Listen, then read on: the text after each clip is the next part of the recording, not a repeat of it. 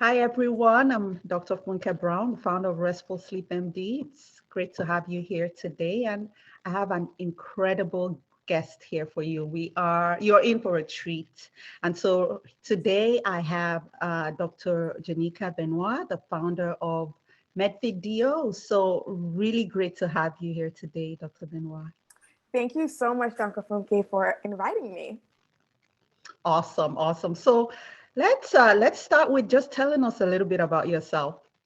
Yes, so I'm a board certified internal medicine physician and I'm a sports medicine specialist. And I remember one specific day during my second year of residency, I was seeing patients in the clinic and I could not just wait to get home. You know, like after a long day of work and you're exhausted emotionally, physically, and you cannot wait to get home. That was one Woo, of those days. sounds familiar. Yes. And so when I got home, I sat on my bed and I was thinking to myself, what man, I am a lot like my patients because just like my patients who were overwhelmed of taking so many pills, I was getting overwhelmed of having to constantly refill and prescribe them.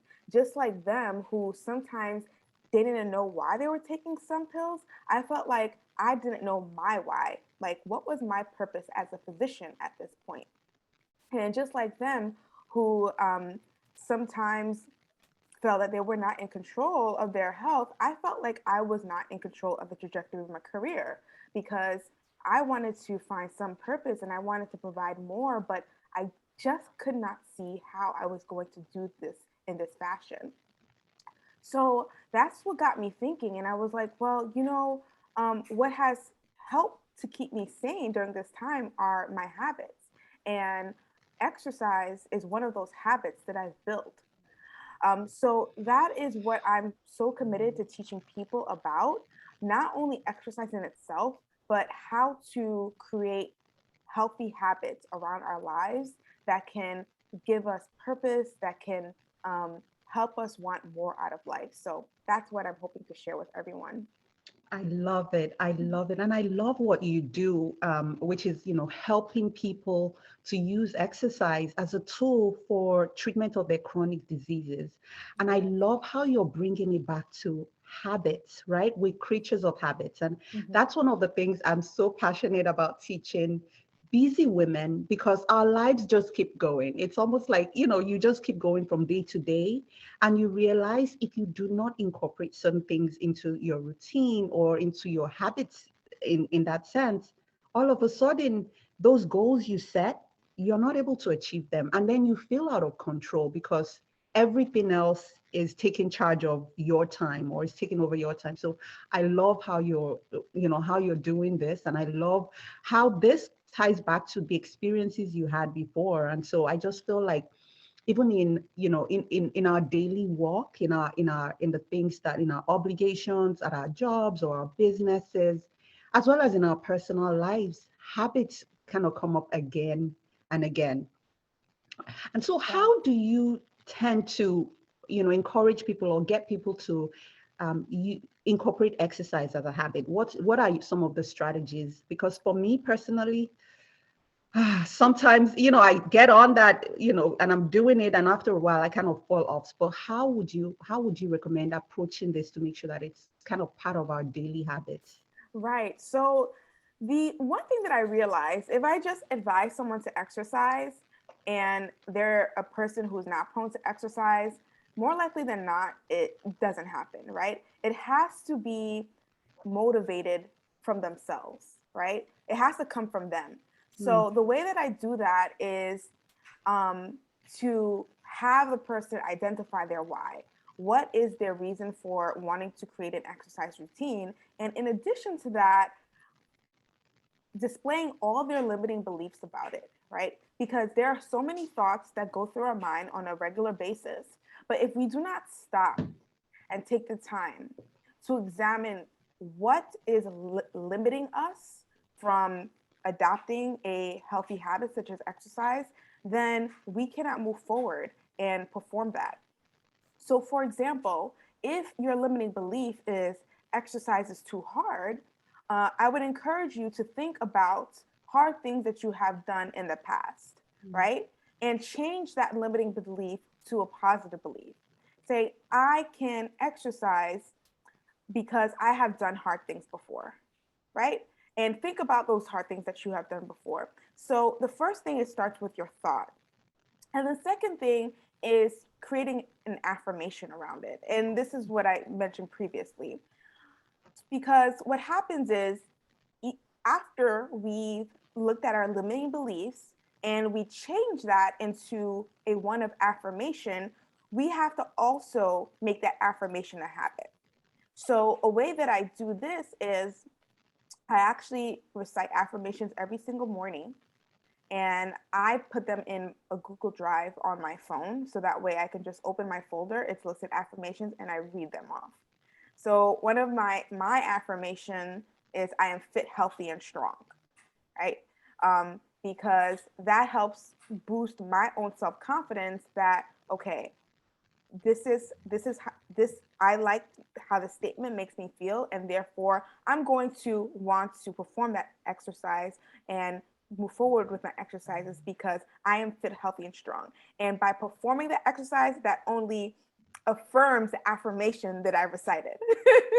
so, um, so that's the great part about affirmations, because when you recite it and then you perform what you recite, it becomes like a Like a circle effect, self-fulfilling right? prophecy. I love it. Exactly, Yeah. exactly. So that's the first thing, is starting with your mind, and then you have to actually prepare your exercise routine in advance.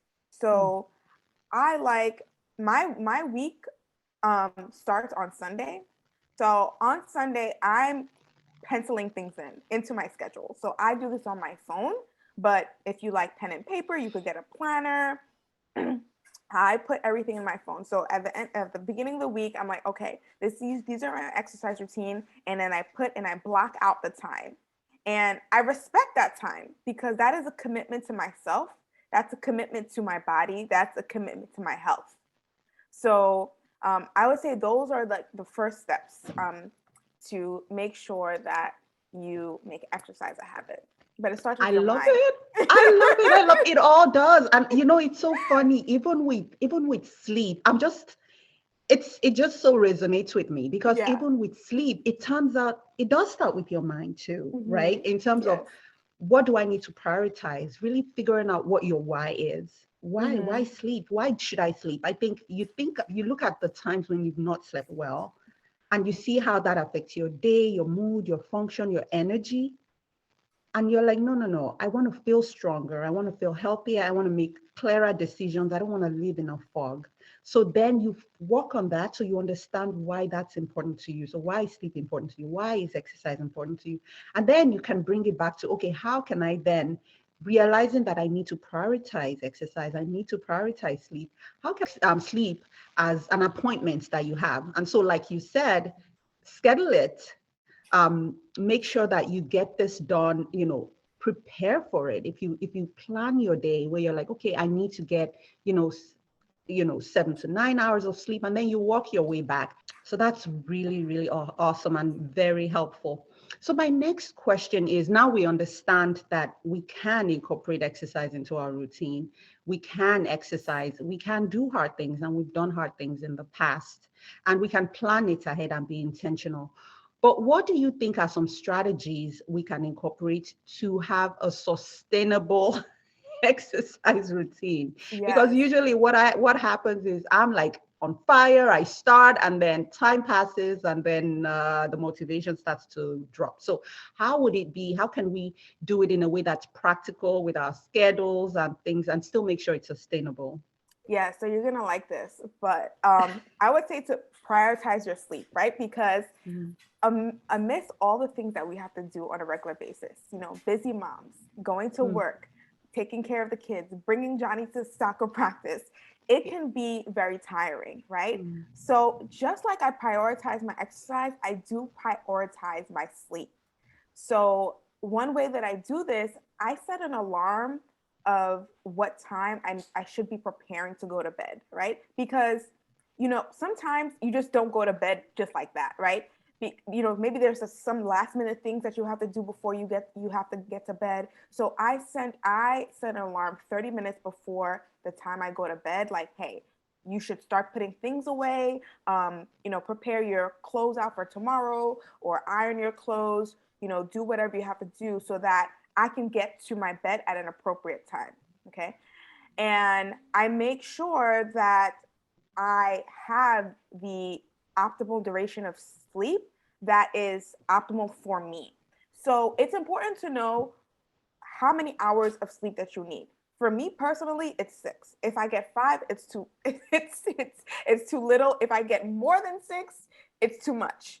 Like 6 is my sweet spot. So also knowing what your sweet spot of sleep duration for you is crucial, because you want to feel energized, because you're going to have to have energy to perform all your daily functions of your day. In addition to exercise, you want to make sure what your sweet spot is. The next thing is finding out what time of day that you have the most energy. For me personally, that's the morning. If you let's say you work on a part-time schedule or shift schedule, it may be midday. Or maybe nighttime. I know Dr. Funke, you say you advise not going to sleep close to bedtime, and I would agree as well, because it does keep you up during the night. So I would also avoid not exercising too close near your bedtime, but finding out the parts of the day that you feel most energetic. I know for me, I cannot exercise in the evening or even close to the evening or after work. It's not going to happen. I'm mentally exhausted. It's not happening. I commend those who go to exercise after work. I am not one of those people. So it's more examining, and this is actually in part of my method, habits. It's H, healthy mindset, A, affirmations, B, believing greater, I, incorporate change, and T for transfer life. But this is for the incorporate change part, because when you're incorporating change, you're examining. Okay, I like it, during the day when I exercise at 12 p.m. I'm really exhausted after work, so I'm not gonna do that. Or I think that it's better for me to go to sleep at 10 p.m. versus 12, because when I go to 12, I'm mentally exhausted. So it's important to examine what is happening to your emotional, your mental state during the day, so that you can make sure that you make exercise a habit. So in short, because I know I said a lot, it's making sure that you prioritize your sleep and examining what part of the day, or examining what your sweet spot of sleep duration is. And once you do that, you schedule an exercise routine, but continue to examine the parts of the day that you're most energetic, so you can keep that same day so that it does become a habit. I love it. I love it. I would say you are so spot on. It's really finding that. And you're right. If you exercise too close to bedtime, what then happens is your temperature rises, right? With exercise, your temperature rises, all those endorphins are released, your heart rate is up. So you're hot, you're excited, and you're tachycardic. And you need those things in the opposite direction to fall asleep. Right. So if you do it too close to bed, usually I would say avoid moderate to severe exercise at about 2 hours before bed. But that being said, like you said, if you're at the point where you're tight for time and you still really want to prioritize exercise, do something. It doesn't, because then you don't want it to be like, oh, well, it's 2 hours before bed, so I'm never going to exercise, because that's the only time. So it's better to at least do something, right? Whether it's taking a walk or whatever it is, than not exercise at all. But the optimal time, ideally, you want to avoid too close to bedtime. And I love how, you've kind of figured out what works for you. The 6 hours is a bit shy from what we typically would recommend. But again, I think it's really understanding yourself, understanding your body, and making sure that regardless of how much you're getting, that you're prioritizing that sleep, you're creating restful sleep environment for yourself, you're consistent about when you go to bed and when you fall asleep, really knowing if you're a morning person or an evening person and kind of working around that as much as possible. So many gems here, so much I've learned about, how you've just been so gracious too, for some of us who kind of get up and down and up and down, how, I'm definitely going to be looking at, the habits of, exercise habits. And I think that's really going to be very helpful just in terms of how do I do this? How do I do this in a way that makes sense for me personally, rather than trying to follow some kind of random protocol that may not work for me. So I really do appreciate you sharing this. Do you have any other last words? This has been incredible, including where we can find you, what you're up to next, and all that good stuff. Yes. Well, first off, I want to say is to stay encouraged, because it's tough to create a habit, but the most important thing is to make sure that you consistently do it, because once you consistently do it, you don't really have to think about it much, because this is your routine, this is your habit, this is what you do. And by creating a habit that also teaches others to respect your habits, everyone knows my bedtime. I No love the one boundaries. Yes. boundaries, They're not. okay? It's the boundaries. No, Yeah. everyone knows my bedtime. They're like, oh, Mm, okay, I didn't text you at this time because I know you're falling asleep, okay? Because that is my boundary. I have to make sure that mm, I'm getting my rest. yeah. So once you create a habit, you also teach others to respect your habits as well. And I love talking about creating boundaries, but this, it is a boundary. Yeah. It's a sleep boundary. It's a health Yeah. boundary. It is. It So is. I know, like we always say it may sound cliche, but you can't run on an empty tank. Wow, so much value you've brought today. I really, really appreciate it. So one fun question for you, Dr. Janeeka, and that is, apart from your alarm clock, if you do wake up to an alarm clock, what gets you out of bed each morning? yes, so this is a really great question. What gets me out of bed each morning is my faith. It's my faith that I have a higher purpose in this life. And in addition to that, my optimal time that I'm most productive is the morning. So I need to ensure that I capitalize on that time of the day, because those are when my best ideas come. Those are when I'm able to meditate and just reflect. So I really do capitalize on that on the morning time. So yes, I would say that it's a loaded answer, but I know that I have to use that morning time to the best of my ability, so I can be all that I've been called to be and reach all the people that I've been called to reach, because the clinic room is just too limited for me Hmm. to have the impact that I want to have in this world. So I really have to capitalize my morning I time. love it. So you are literally, all this makes you kind of hit the ground running. It makes me hit the ground running. Because I I told love you, it. Dr. Funky, at night after I come home from work, it's You're over. done. Finished. I know. Done. I know. I love it. And so you hear it, people. It's finding out, really knowing yourself and really knowing who you are. If you are a morning person, you don't want to be like laying in there, tossing and turning, because that's when you really want to sit and get going and start planning and moving. And so really, it's just so good to hear. So where can we find you? Yeah, so you can find me at MedFitDO. That's MEDFITDO. You can find me on Instagram. I also have other social media channels as well. But the easiest way is to go to that Instagram and click the link on my bio. I also have a YouTube channel that's there.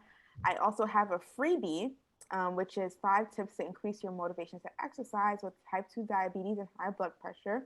And if you would like to set up a strategy call with me to find out how we can best work with each other to help with your mindset and fitness and creating those important habits that are so vital to our lives, I would love to talk to you. Excellent. So you heard, we're going to put all that in the show notes as well.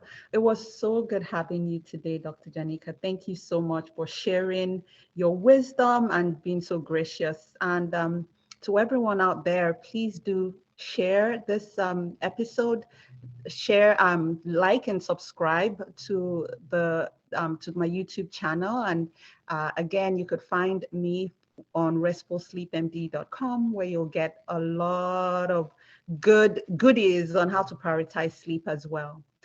And until next time, I hope you rest well. Bye. Bye.